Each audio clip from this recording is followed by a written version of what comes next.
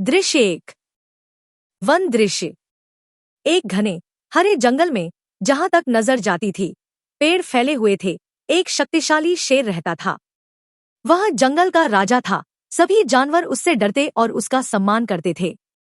लेकिन उसी जंगल में चूहों का एक छोटा समूह भी रहता था, जो इधर उधर भागता रहता था और जड़ों और पत्तियों के बीच खेलता रहता था।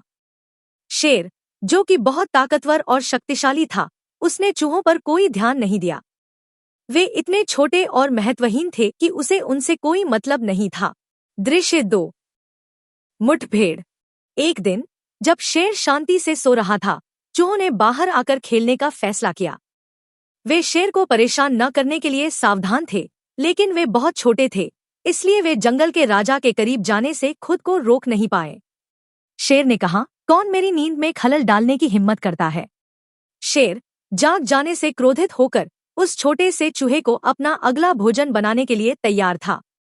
लेकिन चूहा भयभीत और हताश होकर दया की भीख मांग रहा था। चूहे ने कहा, हे महान राजा, कृपया मेरी जान बख्श दीजिए। मैं कितना छोटा और तुच्छ हूँ। अगर आप मुझे जाने देंगे तो मैं वादा करता हूँ कि एक दिन मैं आपकी दया का बदला चुकाऊंगा। शेर को चूहे की दलील मजेदार लगी, इसलिए उसने दया दिखाने का फैसला किया। उसने अपना पंजा उठाया और छोटे चूहे को आजाद कर दिया। शेर ने कहा कि बहुत अच्छा छोटे, अब भागो, लेकिन अपना वादा याद रखना। दृश्य तीन। शेर की दुर्दशा। दिन बीतते गए और शेर जंगल पर राज करता रहा। लेकिन एक दिन जब वह शिकार पर निकला तो उसने खुद को शिकारियों द्वारा बिछाए गए जाल में फंसा पाया।